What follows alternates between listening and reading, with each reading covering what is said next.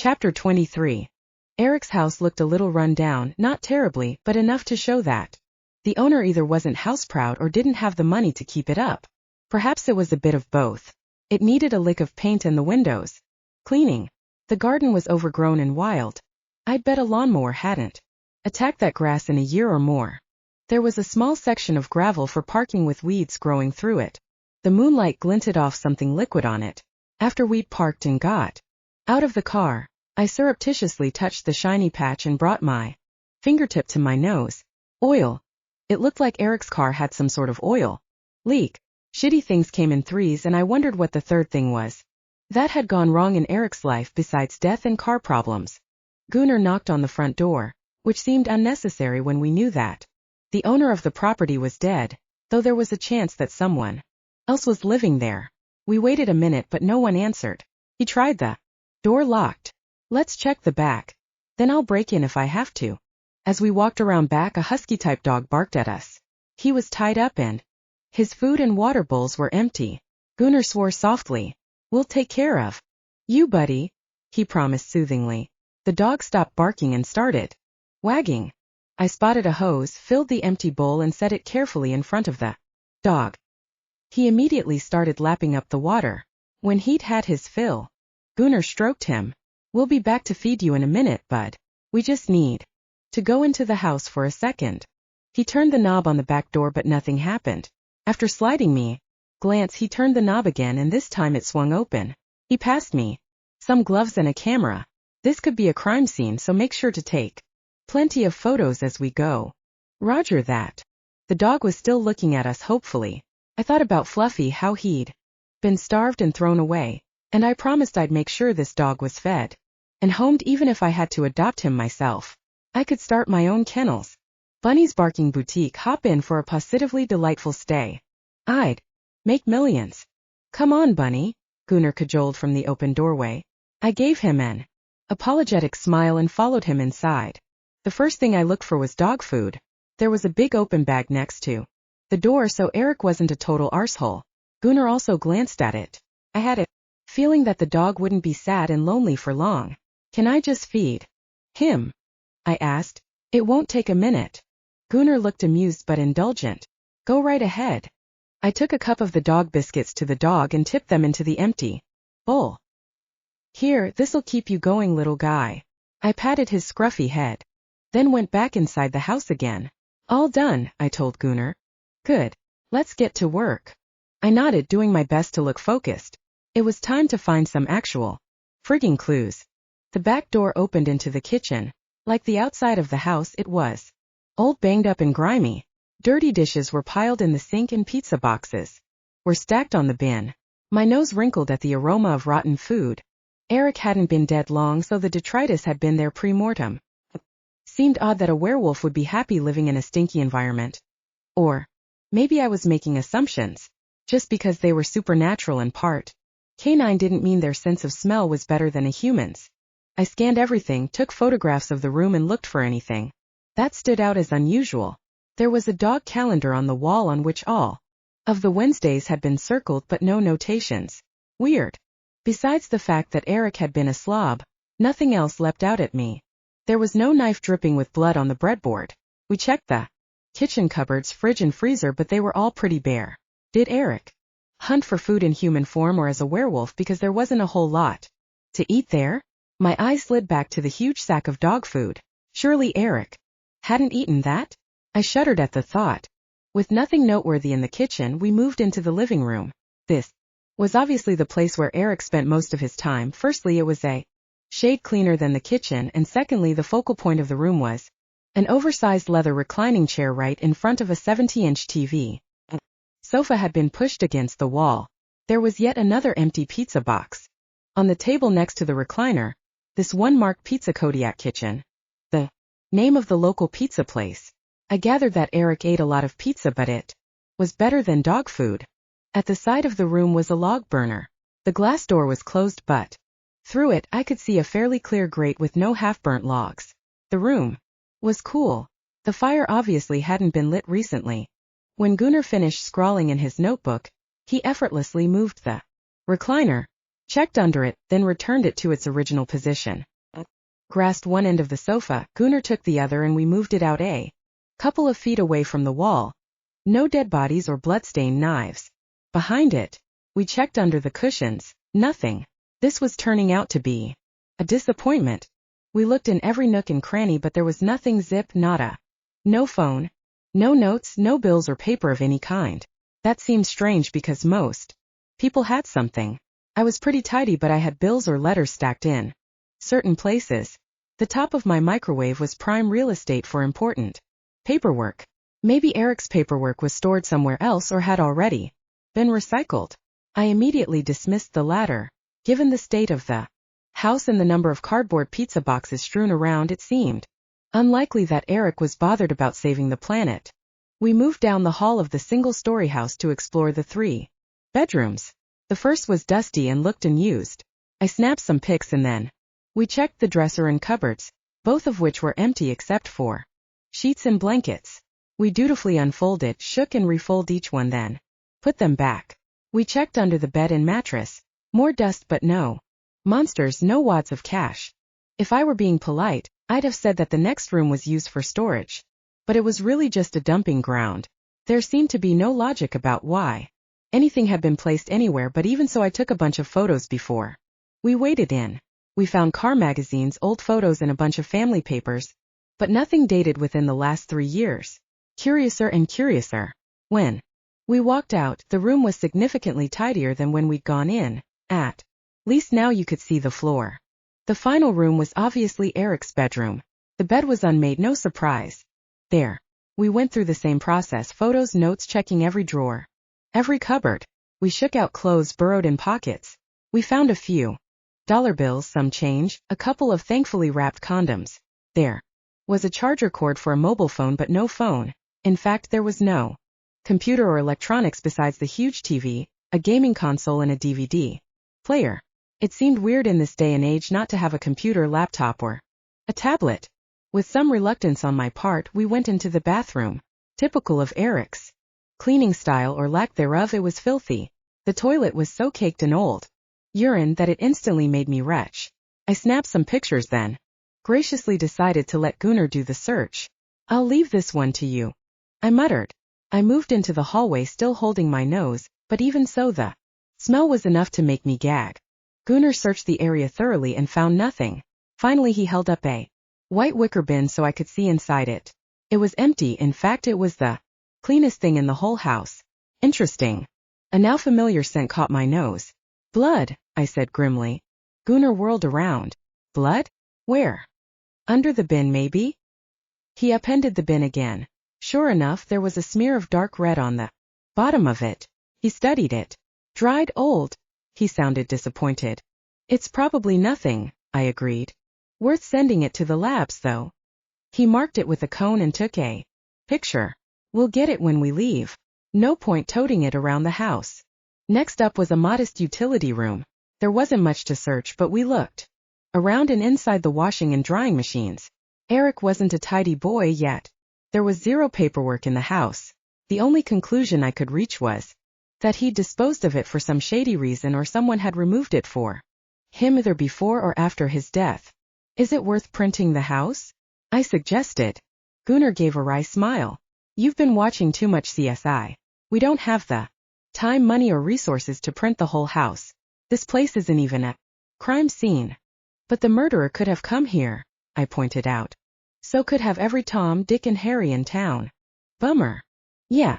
Did you notice anything strange outside? Gunnar asked me. I replayed everything I'd seen before we'd come inside. The dilapidated exterior, the wild garden, the lack of a shed or a garage, the dog tied up. No vehicle. I blurted out. Eric's body had been on the docks and there was no car with him. We'd assumed that he'd walked into town and then been attacked. That being the case, his car should have been at his house. No vehicle, he agreed grimly. Eric drives a navy blue Chevy truck that's seen better days. But where is it? Maybe it went up to the great car heaven, I murmured. At Gunnar's raised eyebrows, I hastily explained. You know, he scrapped it. It leaks oil. Maybe he decided to get rid of it. He gave me another sharp look. Yeah, maybe. Neither of us was buying that. For a minute. No truck here or at the harbor, no phone, no computer or tablet. Anything else that could be missing? Besides his wallet and the murder weapon? Yeah. Up-to-date mail and the rubbish from the bathroom bin, I replied promptly. I didn't see another bin in the house besides the kitchen one. Exactly. He looked at me approvingly. You don't miss much, do you, Bunny? I resisted the urge to tell him about my weird memory because it always made people uncomfortable.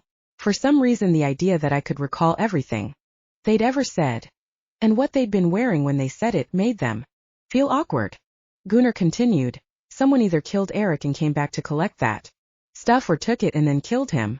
You can hide small things, but there's only so many places you can hide a truck in a village this size with no outside roads. It'll turn up, he said confidently. Do we put out an APB? I hazarded. A what? Gunnar looked confused. In the American cop shows, they always put out an APB when something or someone is missing. He guffawed. An APB is an all-points bulletin to let law enforcement know someone or something is missing. We are law enforcement and we already know. However, we can get eyes looking. I'll call Ernie and have him put it on the radio. Ernie from the hardware store? Yep, the one and the same. In a small town, lots of people do more than one job. He winked.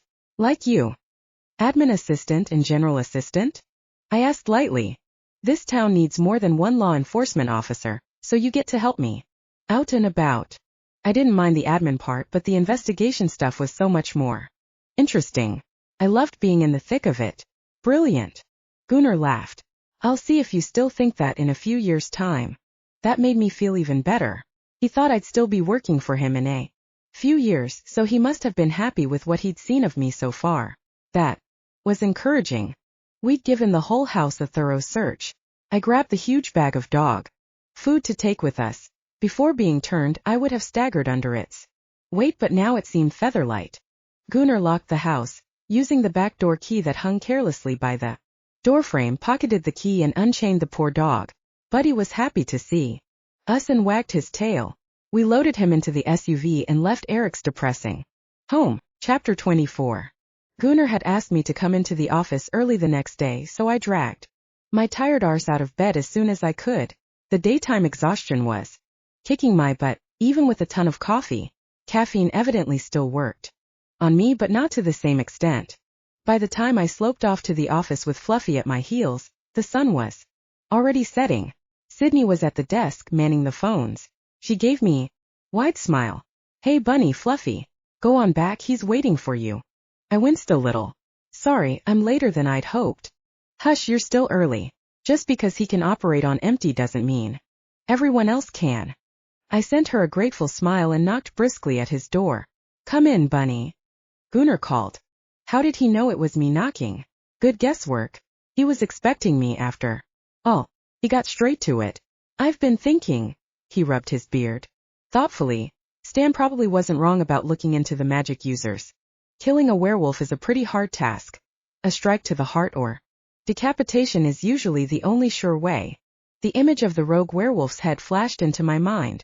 Do we have an ID on the werewolf that attacked us yet? I asked. No, but I'm hoping we'll get it soon.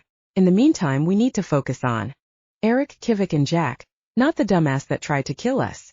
Is that the order to prioritize tasks? I asked curiously. Eric, Kivik, then Jack. Eric is dead and his case is still hot. Kivik has been missing a few days and all we have are dead ends. Maybe he just went on a trip. But you don't believe that? He sighed. No, I don't believe that. And Jack? Jack's human, and he's been missing nearly a month. He's dead, we just haven't found his body yet. Gunnar's tone was grim. But either way, he's a cold case for now. Why don't you think he's gone on a trip like Kivik? I queried. Kivik's an old vamp. He's not going to ask Connor's permission before he ducks out. He'll just go. Jack was a homebody, he would have told his parents, planned a route with them. Besides, being a human, it'd be hard for him to traverse the barrier unless he flew out with Jim, and that flight didn't happen. But Kivik could have gotten through the barrier alone. So you think they're all dead? Yes, I do. Do you think we have a serial killer? Better than hoping we have 3 separate murderers running around. But now We have something to dig into. Eric didn't disappear. We have a corpse. They're getting cocky. Maybe. Wanting to show off what they've accomplished. They took out a werewolf without even removing his head. So magic user. Somehow they held Eric still whilst they killed him. We'll have to be discreet with our inquiries or we'll start a lot of rumors around town, and rumors in this place have a way of blowing up. We don't need a witch hunt on top of everything else. He cleared his throat. I talked to my wife. There's a whole array of magic users, but she thinks that it had to be a witch or maybe a shaman. Necromancers work with the already dead, and druids wouldn't fit. Maybe practitioner of voodoo, but we only have one, and she's frail and confined to her bed, so I'm confident we can write her off. I'd have thought voodoo was something you could do lying in bed, but I didn't. Disagree. Gunnar knew more about this shit than me. If he said the voodoo lady was out, I'd take his word for it for now anyway. She was still on my list. Just right at the bottom. I knew next to nothing about witches and shamans. How many witches and shamans are there in Portlock? I asked. A few, but according to my wife there are only 3 that would be strong enough magically to incapacitate a werewolf. I wondered if Gunnar's wife should also be on the list, but I kept that thought to myself. Is the magic leader a witch? I asked. The image of Liv Fox flashed into my mind, not as I'd seen her at the council meeting but as I'd seen her in the vision she'd sent me. Odd. No, she's a necromancer. Different magic. She'd be top of the list if the deceased had done something after he was dead. Maybe the werewolf's killer was an animated corpse, I suggested. Maybe. That's how they got close enough to kill him. It wouldn't matter if they were harmed in the attack because they were already dead. Gunnar looked at me with interest. Great theory, but no. An animated corpse stinks, and that stench hangs in the air. All I could smell at the scene was blood. Besides, there was nothing under the werewolf's nails. No blood, hair, muscle or bone. In your scenario there would have been. I cast my mind back and recalled the scents at the dock. Fresh, coppery blood. Sydney's light, floral perfume. The weird tang. There'd been no undead, rotting corpse smell. In my mind's eye I examined the corpse again, paying attention to the claws. They were clean. True. I conceded. But there was a smell of something. Something acrid, Gunnar agreed, looking at me with approval. I basked in it. I wondered what else we could do. Could we have Liv wake Eric up and ask him who killed him? Gunnar gave me another measured look. I was getting a lot of those. Very good question. Honestly, I don't know. So let's see what the answer is. He grabbed his phone and hit speed dial 7. I wondered if he had all of the council members on speed dial or whether it was only Liv. Something to ponder. He turned it on speakerphone and set the phone on his desk. It rang 3 times before a sultry voice answered. Gunnar. She all but purred his name. To what do I owe the pleasure? Liv, I have a necromancer question. A beat of unbelieving silence ensued. Then, I believe I'm in shock, she quipped, amused. Well, there's a first time for everything. He took a breath and said, I've got a dead body. It's a complete secret, so naturally I heard. Humor was still in her tone. Gunnar rolled his eyes and mouthed, Small town to me. I need a favor. You sure know how to make a woman's knees go weak. Gunnar ignored that. What are the chances you can wake the victim and get answers from him? She gave a deep throaty chuckle. You must be all out of leads, Gunnar. Her voice sobered. It's a possibility, but it depends if his spirit hung around afterwards. Most move on immediately after death, especially if it was a violent end. Are you willing to give it a try? Another throaty laugh. How can I resist?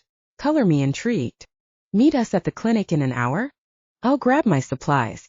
See you soon, Gunnar. Gunnar looked at Fluffy. You're going to have to stay here with Sydney. No dogs allowed in the hospital.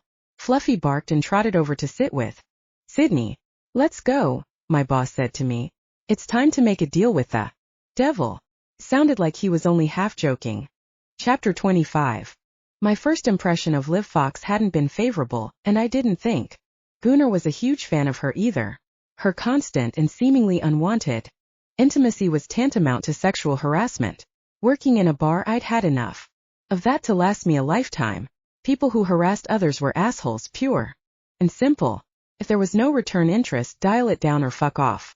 Even so, I was trying to be open-minded about Liv and I was curious to see her work. I wanted to learn as much as I could from all the supernatural types. Had years of knowledge to catch up on. My ignorance about their world was so vast it had its own gravitational pull. She swept into the room wearing heels, tight jeans and an equally tight top. Her leather bag looked like it had cost more than my monthly salary. She looked stunning. And she knew it. She sashayed in, hips swinging. Hypnotically. Gunnar looked uncomfortable.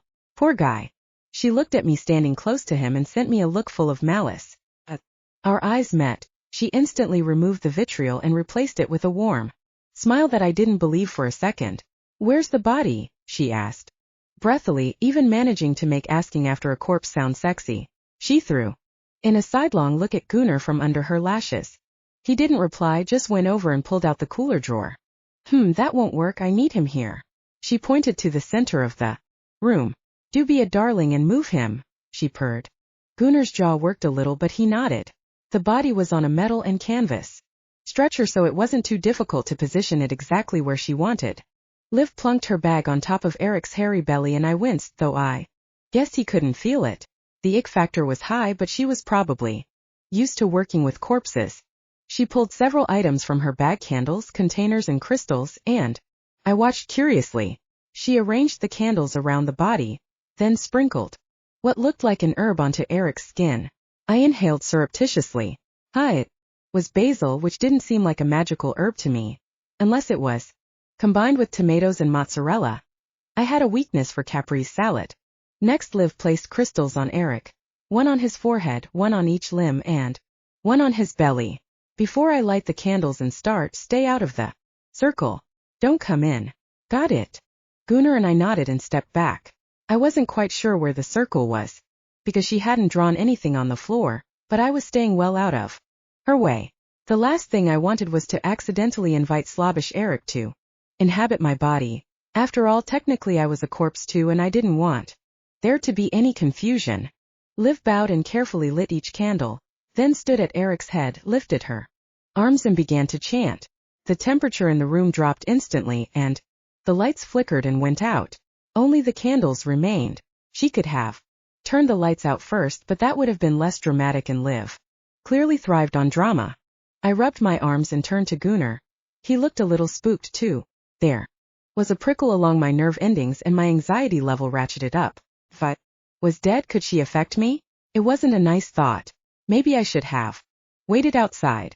I edged another step backward and the prickling sensation passed. Liv's arms dropped and the fluorescent lights flooded back on. She looked at us, disappointment pinching her mouth as she extinguished the candles. You can come close now, she said. There is no spirit left. He's gone. It could raise the body, of course, but you won't get your answers. Thank you, Liv, Gunnar said. She nodded at him, no sass left. Whatever she'd done had momentarily stripped the temptress right out of her. She started picking up her things. Once she was done, she took one last look at Gunnar and gave a little sigh. He didn't notice because he was already on his phone tapping out a message. My sigh matched Liv's. This hadn't gone quite the way that I'd hoped. Oh well. It looked like we'd have to solve the murder the hard way with determination, grit, and hopefully some cool police gadgets. Chapter 26. We heard Jim's small plane coming in. Let's go down to the harbor, Gunnar said, turning the car in that direction instead of the office. We parked not far from the waterfront and I followed him down a different dock from the murder site. Jim was unloading totes and boxes from the plane onto thankfully unbloodstained wooden planks. Gunnar, he said, straightening up. He looked tired and worn. The bags under his eyes were big enough to pack for a trip to the moon, and his shoulders were a little more stooped. When we were close enough to speak comfortably, Gunnar started. I have some bad news for you. Jim tensed. Is it about Eric? Yeah, how'd you know? Gunnar asked. The voicemail you left. And a bad feeling that's been chasing me since before I left. Jim ran a hand through his hair. I knew something bad was going to happen to him and I told him to come with me, but he wouldn't listen. Thought I was being ridiculous. He blew out a harsh breath. He's dead, he asked, his tone resigned. Gunnar nodded. Jim closed his eyes and bowed his head. We remained silent for a moment, letting him process it until finally Gunnar broke the aching silence. I'm sorry to ask, Jim, but when did you leave town? Jim looked up, giving him a sharp look with grief-stricken eyes. Why the heck? Are you asking that? Am I a suspect? I just need to know when you left. I've got boxes to tick. You know how it is, Gunnar soothed. Jim looked him in the eye. I've been gone for 4 days. Gunnar's shoulders loosened a tiny bit. You can check online. My flight will have been recorded. Gunnar nodded. I'll check flight radar 24. I'm not saying another word until you accept that I wasn't here. Pull it up. On your phone. Now. Jim was glaring at Gunnar. Gone was the affable man I remembered from my flight into Portlock. I could understand his anger. I'd be mad if someone hinted I might have killed my bestie. Of course I'd need a bestie first for that to happen. Gunnar fiddled with his phone for a while, then said, Yep, you're all clear. I sighed with relief. The tension had been building with every swipe of his phone. Jim's shoulders loosened and his lips quirked in a small, relieved smile. Now, tell me about your premonition, Gunnar pressed as he pocketed the phone. I saw him the night before I left. He was acting strange, said someone had been tormenting him. When I asked what was going on, he said it wasn't anything he could pinpoint. Weird sounds, things being moved when he thought he'd put them in a certain spot, banging on the house at night when he was trying to sleep. I told him he was stressed because he wasn't getting any work fishing on account of the freeze out, but he insisted it was real. He was going crazy. What else can you tell me about him? Friends? Girlfriends? Hobbies? Jim sighed. Eric was low on friends. He's been hanging out with some werewolves a lot recently, and that wasn't like him.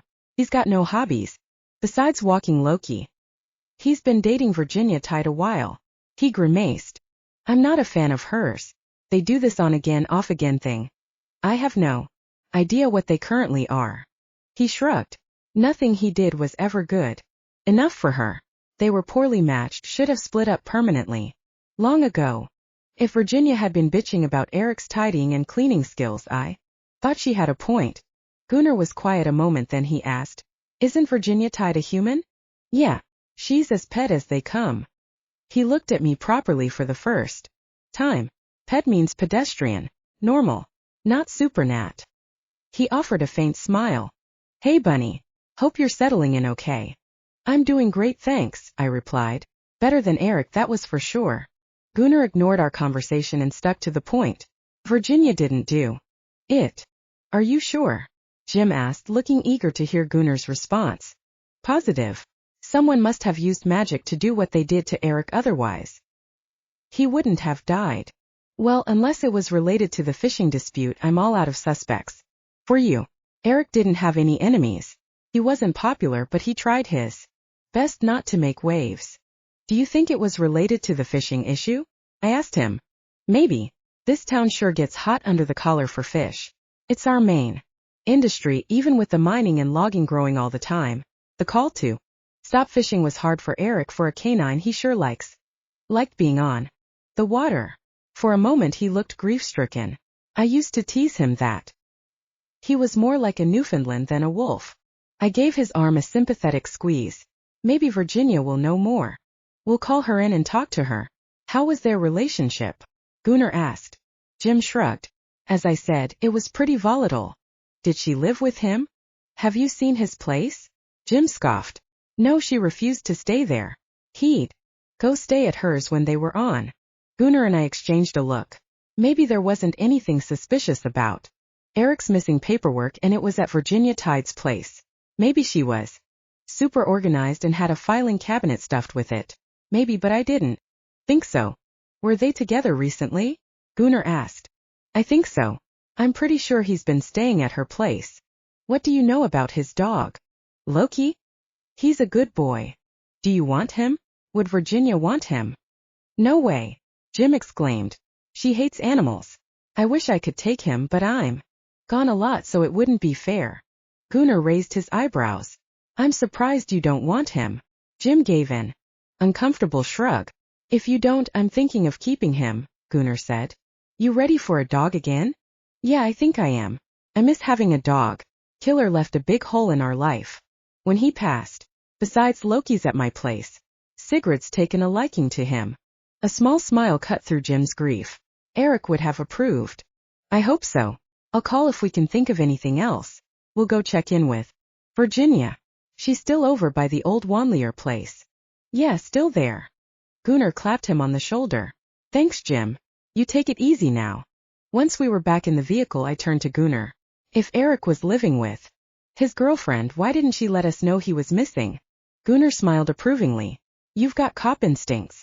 Maybe they were in an off phase and she didn't know he was missing, or maybe she knew and didn't care. Don't read anything into it. The truth is, around here, if we have a secret, the whole town probably knows it. She's probably already heard Eric is dead. Let's talk to her before we start making assumptions. Chastened, I nodded. Still, everyone knew it was always the spouse who did the murder. Ring on her finger or not, I'd be taking a hard look at Virginia Tide. Chapter 27. We drew up outside a neat, clean bungalow, not large but clean-lined and cute. The garden was tidy, the windows were sparkling, and even the paint was freshly applied. It looked quintessentially American. An old four-door sedan was parked up in the driveway. It had recently been washed, and there was none of the usual detritus you got in a lot of cars. There was no sign of Eric's truck. Gunnar knocked on the front door. A diminutive red-haired woman opened it and peered out cautiously. Virginia Tide? He asked. Maybe he didn't know her. Well, or perhaps it was a standard conversation opener. Yeah. She looked at us with dread in her eyes. When she spoke, her voice trembled. What brings you to my door, Nomo? We have some questions to ask you about Eric Walker. She sagged against the doorframe and closed her eyes. God damn it. I've tried calling him so many times, she breathed. My friend told me the rumors. As true. He's really dead. The last word came out as a whisper. Yes, Gunnar confirmed simply. I'm sorry for your loss. I watched as she closed her eyes and buried her head in her hands. After a moment, she pulled them away and blew out a long breath. Her expression was resigned. She'd heard the rumors, and a part of her had already accepted that he was gone. She sighed. I suppose you'd better come on in. Virginia smelled faintly of cleaning products, and it was no wonder. There wasn't so much as a speck of dust inside her house. She and Eric truly had been yin and yang. She showed us into her pristine living room and gestured for us to sit. On the walls were a number of pieces of art depicting werewolves. They weren't my idea of cozy, but each to their own. Maybe it was a way of making Eric feel at home and to show she'd accepted his wolfy side. Virginia looked at Gunnar as she fiddled with a ring on her hand. What happened?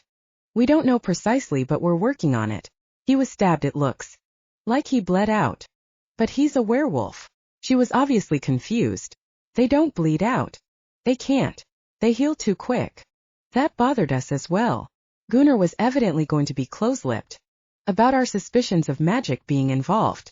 If you can answer some questions, it might help us find the culprit. Of course. Anything.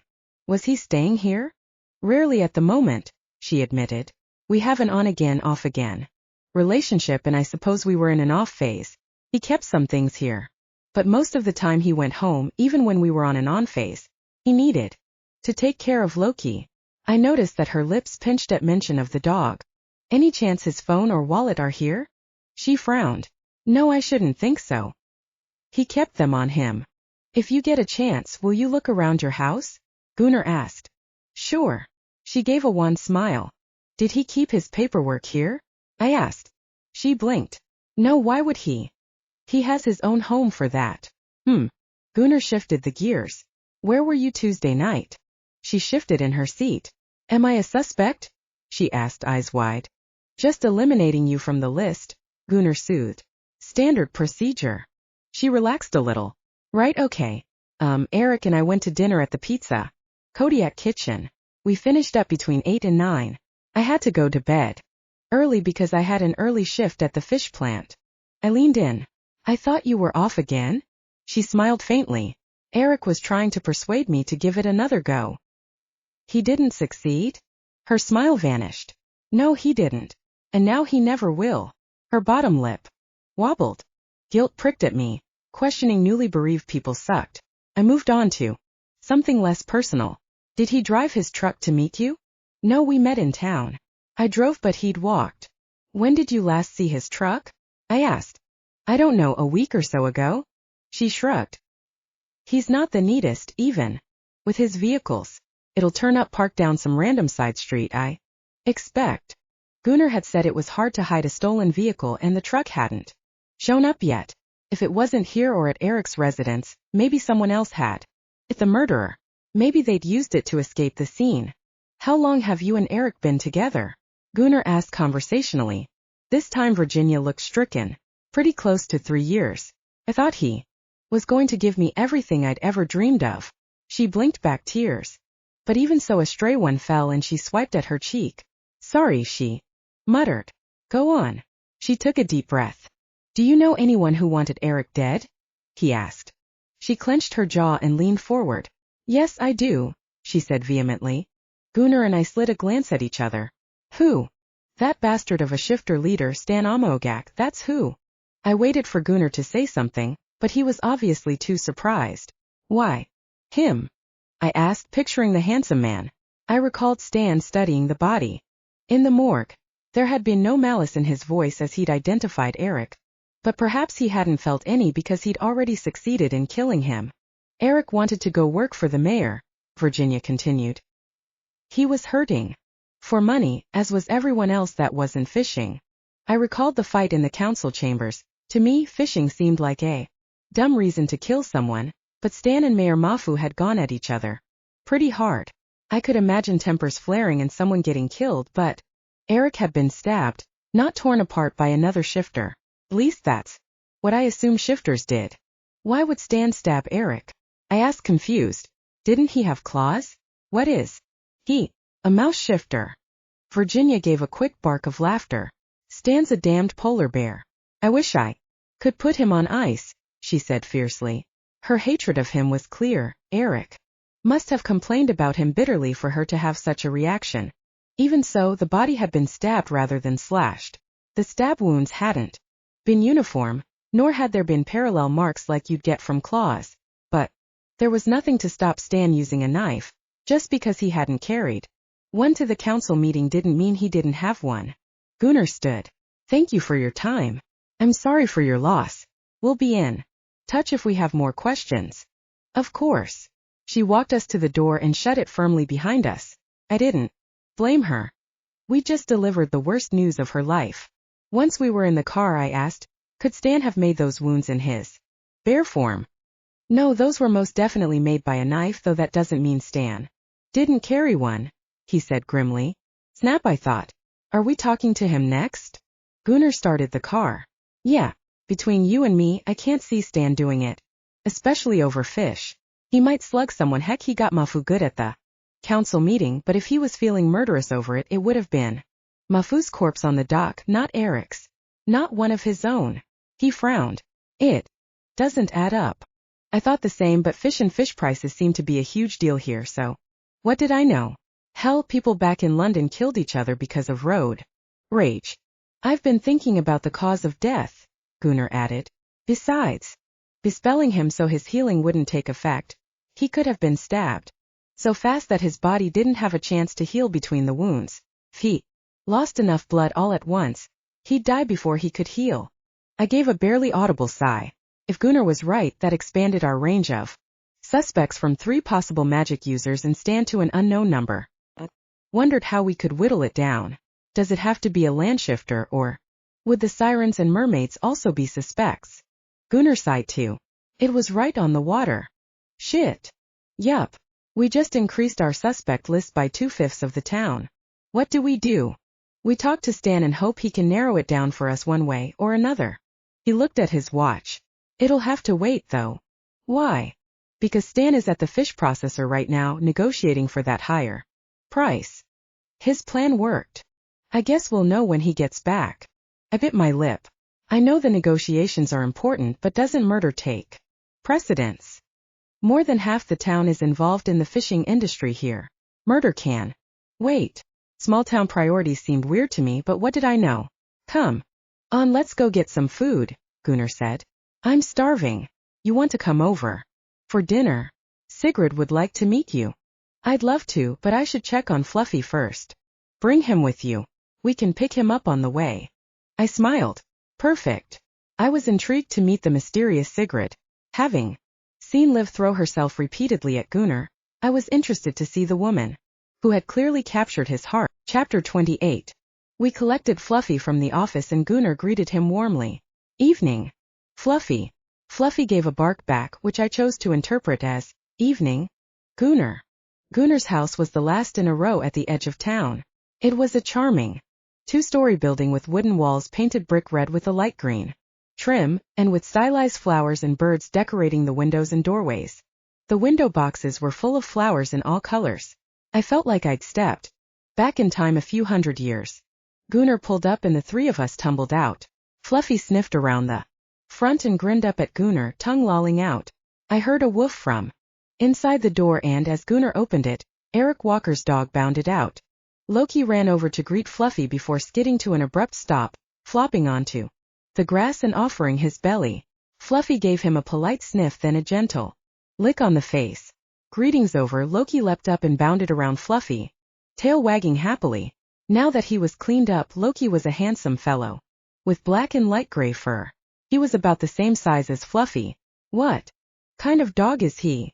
I asked as we all went inside. Appears to be a Malamute husky, Gunnar said. He's a good dog, well behaved, and grateful for attention. He's really taken to Sigrid. That's nice. It was kind of you to take him in.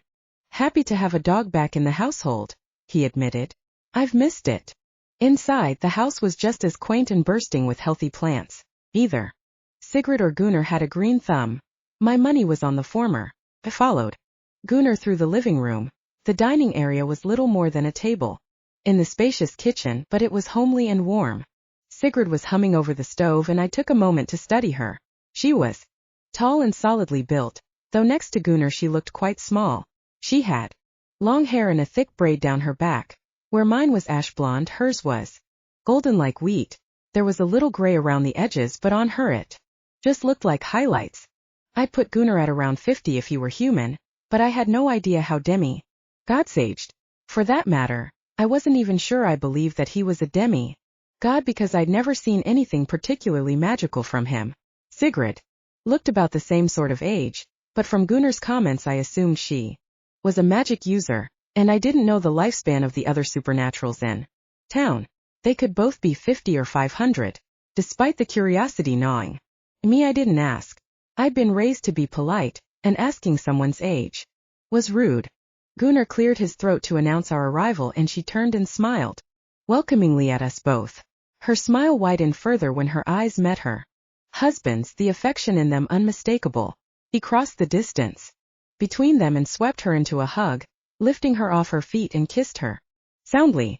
Feeling uncomfortable, I looked away. My parents weren't big on public displays of affection, and much more than a handshake in public had me ready to run. I was about to sidle out of the room when Gunnar put her down. Sig, this is Bunny.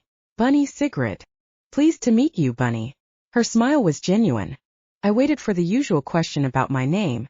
I always had an answer prepared, and today's was a good one. I was going to say that it was because I had a habit of rearranging food on my plate in the shape of a rabbit. The question didn't come and I was vaguely disappointed.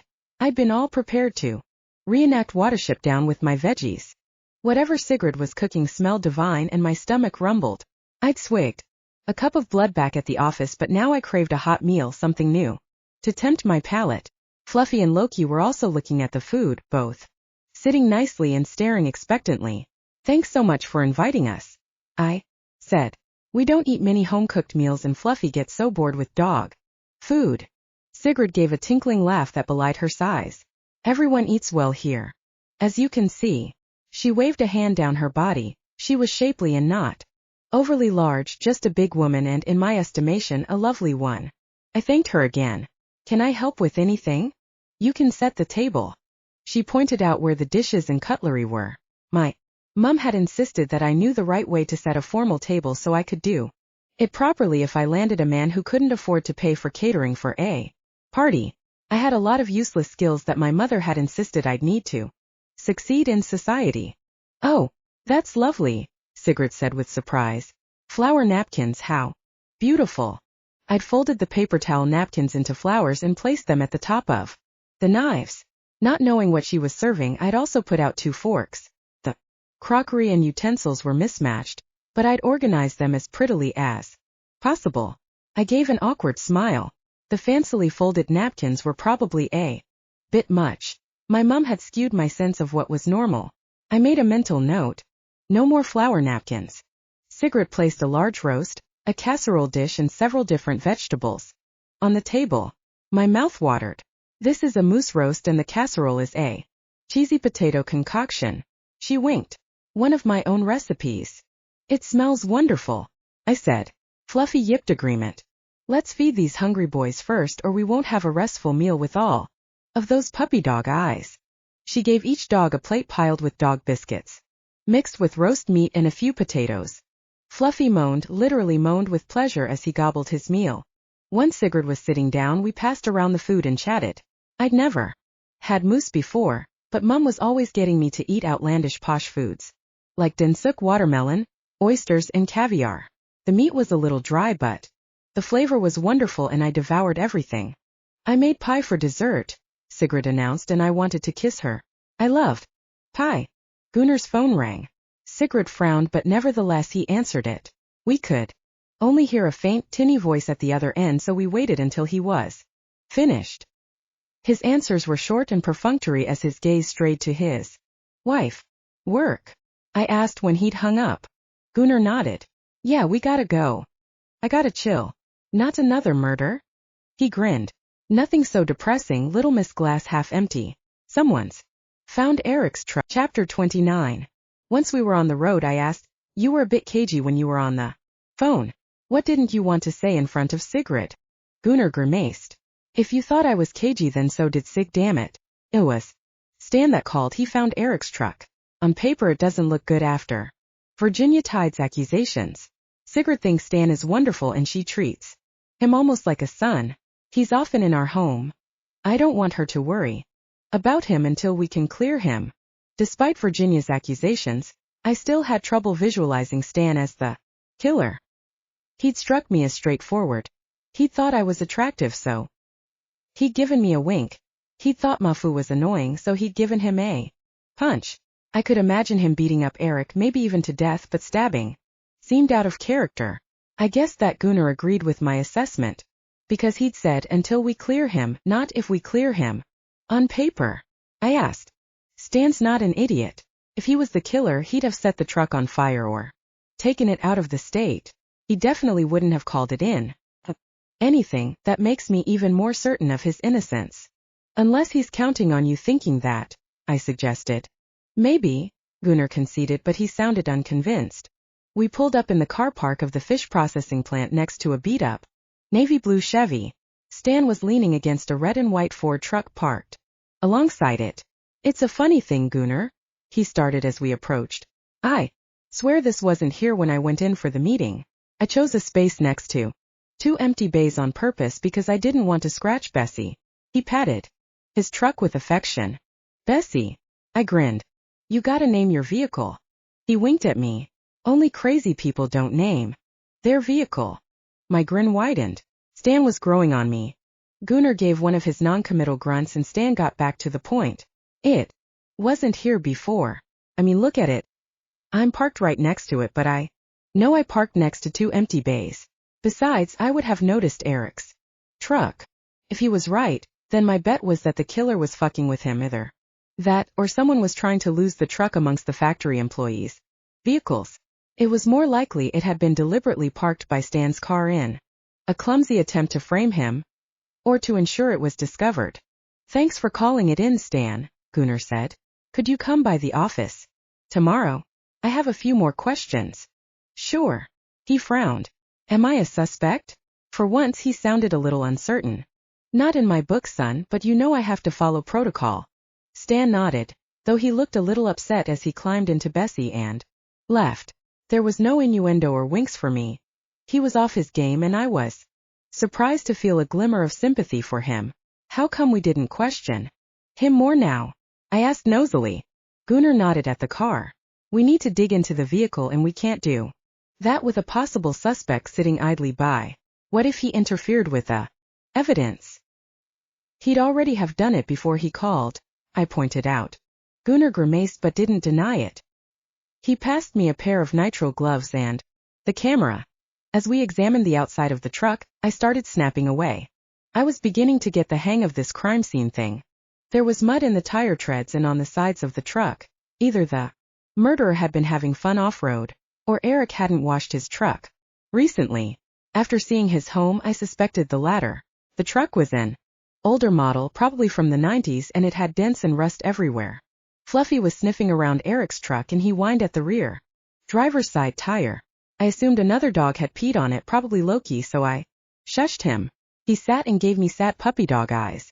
I can't bring you with me anymore if you pee on the evidence, I warned him sternly. At my firm tone, he dropped to his belly, rested his head on his paws and looked dejected. My heart sank.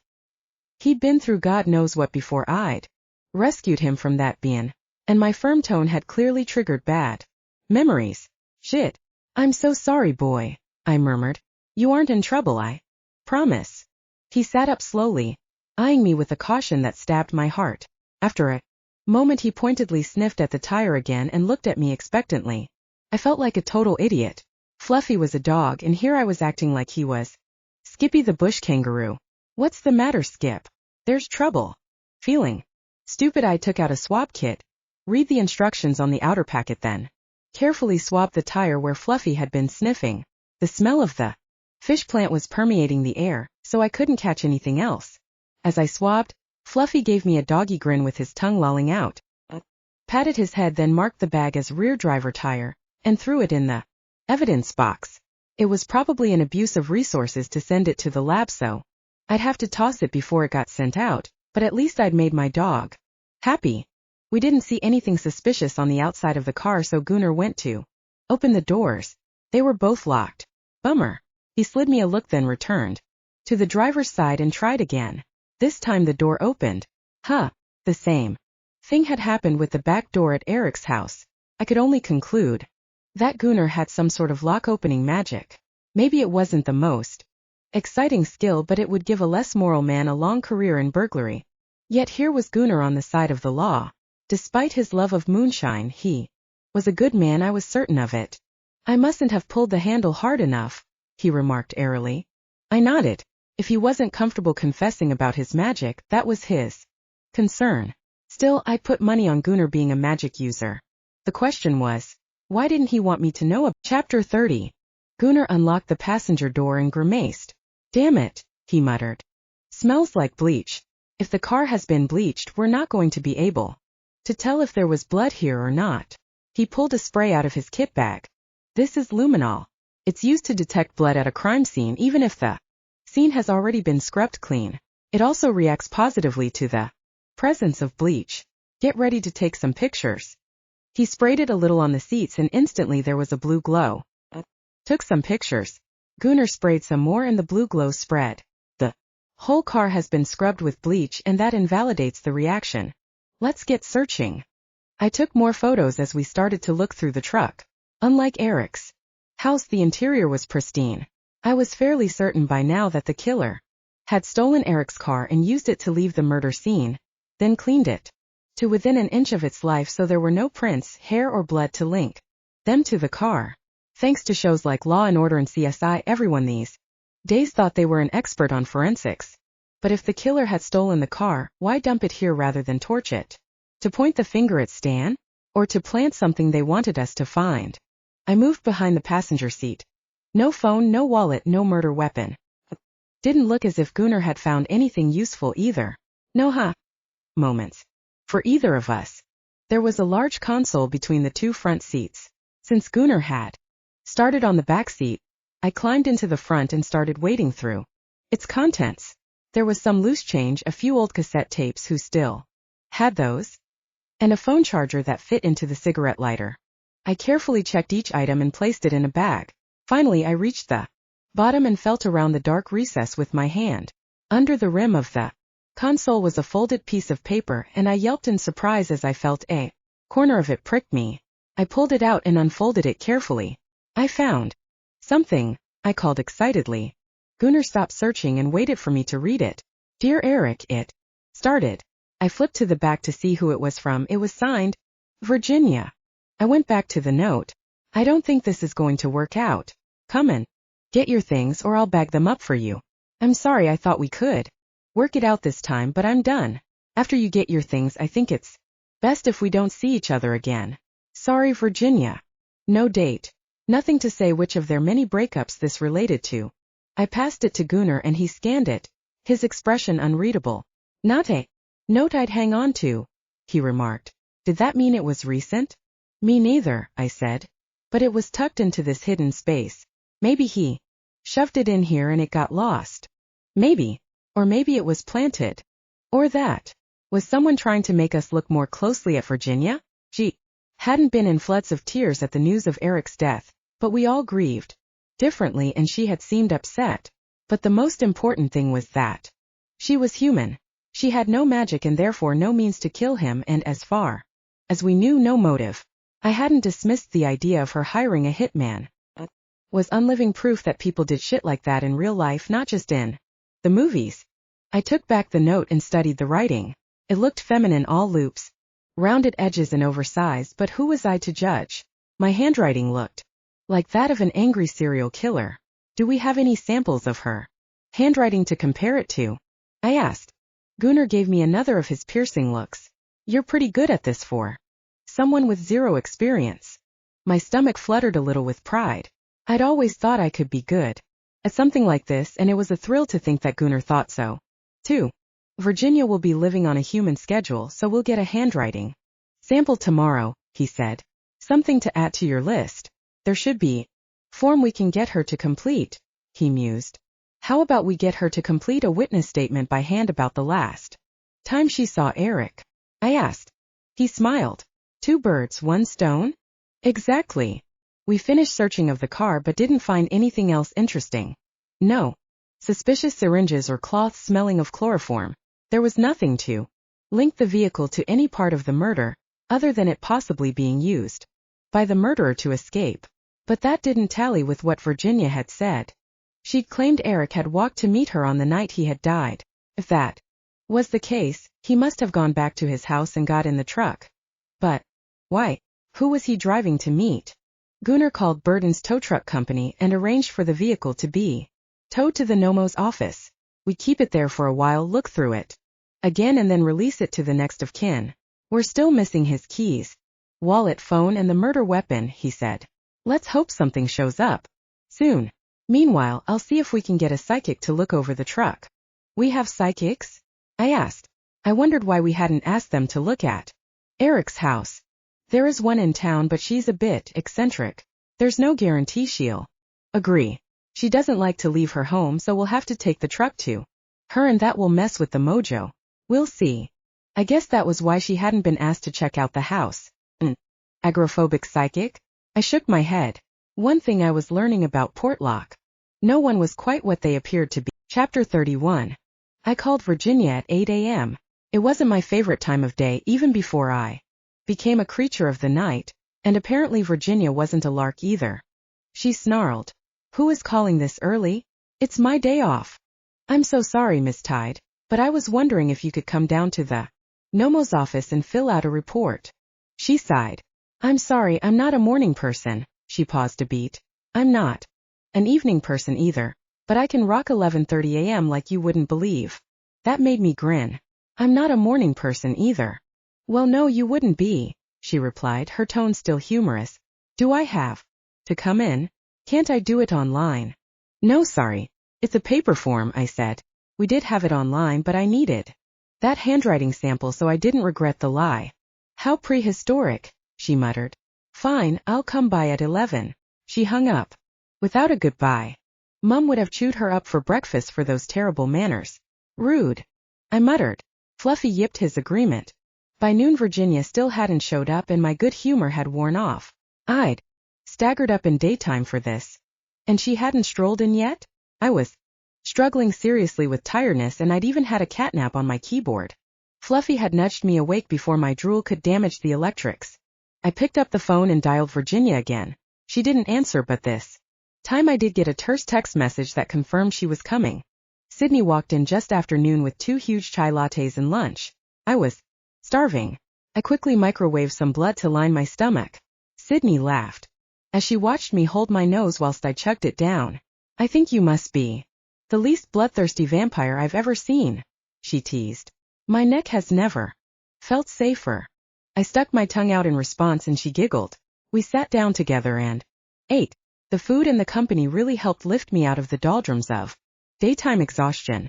The blood had filled me more than I'd expected, so I gave Fluffy half of my pastrami on rye and sipped happily on my chai latte. Oh my God, I said happily. I never thought I'd be able to get a chai latte in this tea town. I cut myself off before I could say something scathing about the tiny, rustic place in which I now resided. That was my mum talking, not me. I cleared my throat. Where did you get this drink? From the gods. Sydney laughed. The hardware store. The hardware store? Ernie makes a mean chai. He sure does. Is there anything that Ernie doesn't do in this town? She giggled again. Nah, he's pretty much confined to the store and the radio station upstairs. But if you catch him between 11 and 1 on a lucky day, he works the coffee counter at the store and no one makes a chai tea like he does. It's almost magic. What is he? Could it be magic? She frowned. It's considered a bit rude to quiz people on what they are, so just be careful who you ask, especially if you're not on the job with Gunnar. I nodded to show I'd taken her warning to heart. I could see how quickly I could get into trouble unintentionally. I think Ernie is some sort of magic user, Sydney mused. Not sure what kind, though. I guess his drinks could be magic, but he may just be great at steaming milk. That's a superpower in my book. Sydney laughed, then checked her phone and sighed. I've loved hanging out, but I've gotta go. Have a good day. She gave me an air kiss goodbye. My face hurt from smiling. Being around Sydney was always uplifting. As two people approached the door, I tried to cling on to that feeling. One of them was Virginia. The other was technically my other boss, Connor Mackenzie. Lucky me. Connor held the door for Virginia and she preceded him in. Boss or not, since she was first in, I dealt with her first. Besides, I was still a little miffed with Connor for insulting me twice. I gave her the paperwork to fill out and sent her to one of the waiting room chairs before turning to Connor. Next to me, Fluffy let out a low growl. Loved my dog. How can I help you? I asked, my voice saccharine sweet. Why aren't you at home? It's daylight. Gosh, I said, wide-eyed, giving him my best blonde bimbo impression. Thank goodness I have you to tell me the time. I still haven't worked out what the little hand on the clock means. He ignored my sass. The daylight exhaustion must be killing you. That's what coffee is for, I sniffed. He frowned at me. You haven't checked in. It's irresponsible. Oh, wonderful. Now he'd added irresponsible to my list of negative attributes. Unfortunately for him, I had no idea what he was talking about. My face must have shown my confusion because he expanded. The check-in. You never answered the email my office sent you and you've missed your first vampire mentor check-in. I check my email every day. I have to for work. I never got an email from you or your office. He pulled out his phone and rattled off an email address. My heart thumped wildly. That's my old email, I managed. Fuck. The Vampire King had been monitoring my emails before I disappeared. Was he still doing it? I hated the thought of him knowing about my new life, and I worried about him coming here and dragging me back to Europe by my hair. I shut that account down. It was compromised. I licked my suddenly dry lips. Compromised how? Connor folded his arms. My sire and the Vampire King of Europe were monitoring it. Once I got my secure email here, I shut down the old account and I haven't looked at it since. I grabbed a post-it note from my desk and wrote my new email address. Here's the one you should be using. His frown eased a little as he studied me. God knows what he was thinking. Probably that I was a timid mouse as well as an irresponsible idiot. I forced myself to square my shoulders and look him in the eye. New town, new bunny. I couldn't let the fear I'd felt in London follow me here. I'd been helpless then, but I wasn't helpless now. I worked for the Nomo now. I was part of Team Law. Connor's mouth tightened. Unfortunately, your mentor has left town for a little while, but you still have to complete the intake and classes. I'll fill in until she gets back. Meet me at my office at Camluck logging after sunset. If I don't get called on a crime, I'll be there, I promised. The frown was back. You don't understand, he said darkly. If you don't show, you won't be working here anymore. I blanched and took a step back. Some unidentifiable emotion danced across his face, then was gone in an instant. When he next spoke, his tone was softer. You have to meet your obligations because you are a new vampire. We don't make you stay in a conclave here, but you have to check in once a week. Once you've completed a year without any issues, we can move you to a monthly check-in. Weekly check-ins were better than 100 years in a conclave, but even so, the restriction chafed. I had moved to the other side of the world, but I was still being controlled and constrained just like I had been by my mum all my damned life. Was I ever going to be the boss of me? I clenched my jaw. Damn right I would be. I asked Connor for the address of his office and he told me to Google Camluck logging. I guess he'd become a vampire in an era when chivalry had already died. He walked out, all 6 foot whatever.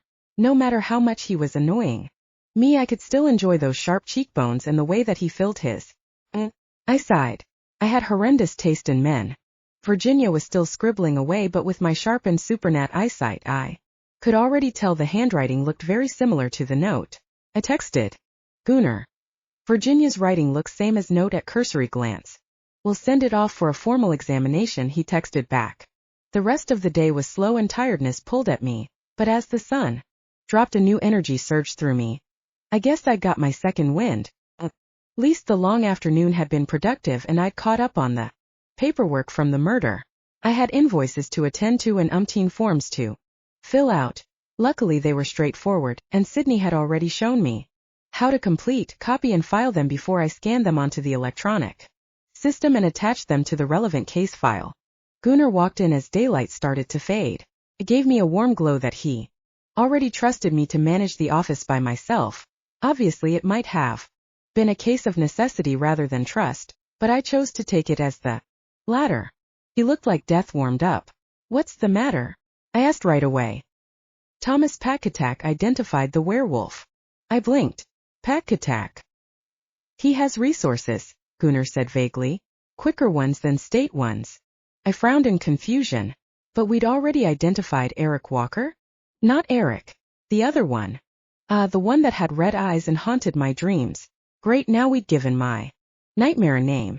I licked my dry lips. Well. Gunnar looked unhappy. It was Jack Taylor. But Taylor was human, I protested blankly. Born and raised, but werewolves are made. And Jack disappeared on the full moon, he said grimly. The penny dropped. Someone turned him. And it didn't turn out right. What makes you say that? That thing that attacked us, that wasn't Jack. Werewolves maintain their personality on a shift. They're the same person but on 4 legs instead of 2. But that thing.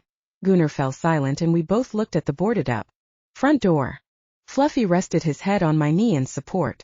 I broke the heavy silence. Awkwardly. Have you told the family? No, I'll go and notify them now. They deserve closure. I just wanted to get the office keys from you before I go. I can come with you, I offered. That's okay, he responded gently, but his eyes gave away his thoughts. He wasn't going to take me, their son's killer, to announce his death. Of course, I managed. I packed up my stuff blindly and threw on my jacket. I'll leave you to it. I passed him the office keys and scarpered.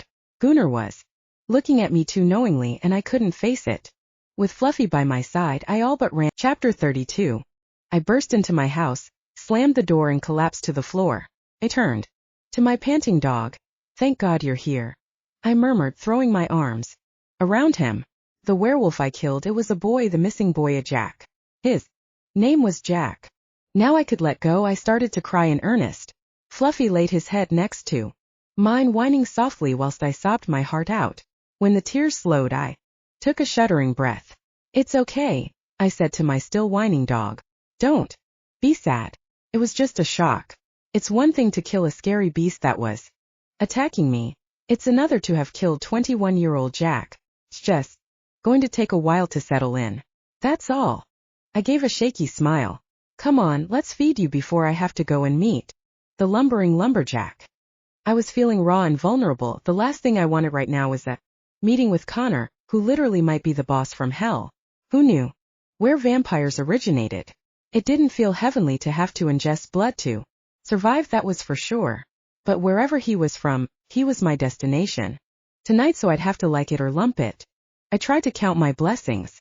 At least I wasn't dead like Jack or going to meet with the vampire king of Europe. Connor was grumpy and insulting, but he hadn't tried to hurt or punish me. So far the grass really was greener.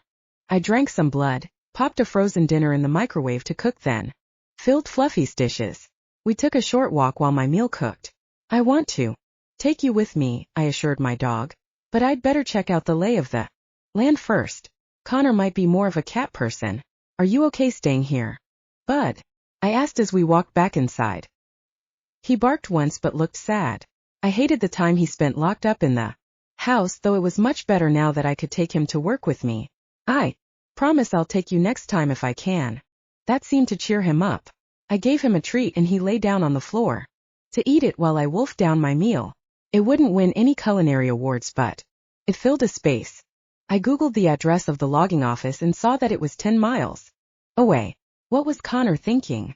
I could probably walk or run there, but it would take ages and I didn't want to arrive all sweaty and gross.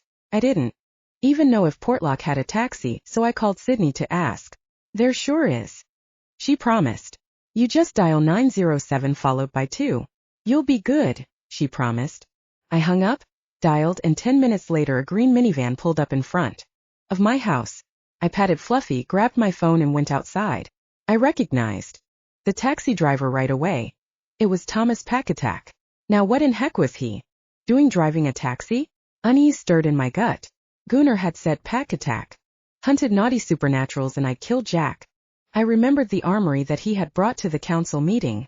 No doubt he was similarly armed now. If I ran, I could get a tomahawk in the back. Fuck. Be brave, Bunny. Gunnar hadn't arrested me. He hadn't even made a note on my file. It had been a justified killing. Maybe Packatak was here to shake my hand. Yeah, right. Trying to appear calm, I started towards the car. At least being repeatedly dragged into Mum's soirees had given me the ability to fake it till I made it. Hopefully Packatak wouldn't even know that I was shitting myself. The man behind the wheel gave a friendly smile that instantly eased some of my tension. I tried to smile back. Mr. Packatak? He chuckled. One and the same. You have a great memory. You only met me for a heartbeat that one time. You made an impression, I said drily. You had quite the array of weapons with you. I was impressed. Always best to be armed. You never know what will try to kill you in Portlock. Suddenly all hints of good humor were gone. A shiver ran down my spine. I thought of poor Jack and Eric and found myself agreeing with him. Where to? He asked, once I was sitting in the front seat next to him. Maybe he really was just here as a taxi driver. Huh. Camluck logging office, please. Off to see the big vamp boss. Yeah. I sighed. The one and the same. So, Bunny is an unusual name. He didn't ask the question, but I answered it all the same. During a camping trip I put on my bunny slippers and refused to take them off around the campfire. I got too close and an ember flew out and landed on one of them.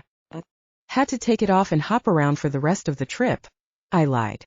Packatak smirked, but his expression said clearly that he wasn't buying the BS I was peddling. He struck me as someone in the know, and finding out he'd managed to identify Jack before the state team reinforced that.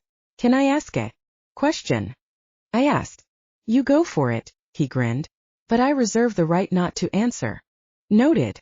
At the council meeting, what was all that chatter about the barrier and the cairn? He was silent for a few moments. Gunnar didn't fill you in? No, I paused. I think he's afraid he'll scare me off. Thomas studied me for a second. You seem solid. You're still here after being attacked by a werewolf. I appreciated him not calling Jack by name. Humanizing my victim made it so much worse. Thanks. Since I was feeling bold and reckless, I added. And you're not afraid to be alone in a car with a vampire. He barked a laugh. Darlin', I could kill you 10 ways before your fangs dropped. I didn't doubt that, and for some strange reason it made me like him more. He wasn't in the least bit afraid of me, but even he looked nervous talking about the beast beyond the barrier. So what is out there beyond the barrier? Had questions, important questions like what sort of beast was it?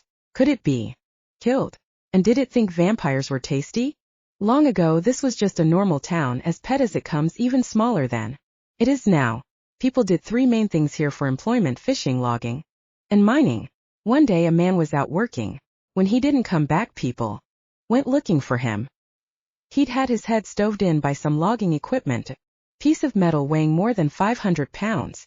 Someone had picked it up, bashed his head in, and left him there to die. He looked at me to see if I was still following. A vampire could do that, I suggested. True, but at the time no vamps lived here. There were a couple other supernaturals and a shaman from the Alutiiq tribe, but it wasn't as cosmopolitan as it is now. He turned up a road with nothing but forest on both sides. The trees hid the moonlight and our route darkened. I shivered. It was atmospheric, to say the least. Pack-attack continued. Then a group of miners didn't come back. A few days later, their bodies washed down the river into the bay. They hadn't been cut up or chewed on. Something had torn them apart. The hairs rose on the back of my neck. People were spooked. They quit coming to work and businesses had to have guards. Finally the shaman said it was a Nantinak and told his people they had to leave. The natives left. Thomas appeared to be native or part native, and I wondered if he was also Alutiiq. I didn't ask. I didn't want to be impolite to someone who claimed he could kill me 10 times before my faulty fangs dropped. What's a Nantinak? Knock. I asked hesitantly. A vengeful Bigfoot. Vengeful. Vindictive. Malevolent. We had encroached on his territory and he was pissed off. Only this didn't seem to be a normal Bigfoot. He was larger, scarier, and meaner than our woodland brothers. Frankly, I'm not even sure it was a Bigfoot. We turned onto a street I'd never been on before. Anyway, the few supernaturals that were here joined forces and came up with the barrier. They begged the Alutiiq to come back, and some did. Few humans stayed or came to work here, but the barrier keeps most away, particularly those that want to investigate a spooky ghost town. We just live our lives, keep our noses clean, and we have this little patch of paradise to ourselves. Wow, that's some story. So the barrier has kept the Bigfoot creature away for how long? Nearly 100 years. It went up in 1931. We have a celebration each year. When the spell is strengthened and renewed, you'll get to see it soon. And humans can't see Portlock through the barrier? Not unless they've been formally invited in or they have some supernatural blood. We turned and stopped in front of a log building. We're here. Thanks so much, Mr. Pack-attack. I really enjoyed the ride. I opened the door and climbed out. As I shut it, Pack-attack rolled down the window. Evidently he wasn't quite done with our conversation. You're welcome, Bunny. Call me Thomas. He shifted in the seat to look out at me. I'm not usually a taxi driver these days, but I wanted to talk to you. Since I own the cab company, I had the driver take off early. I gave him a sharp look. Why? I wanted to take your measure since you killed Jack, he said evenly. You have hidden depths, I think. You intrigue me, Bunny from England, and I think I can help you. Help me? With what? He smiled faintly. With murder.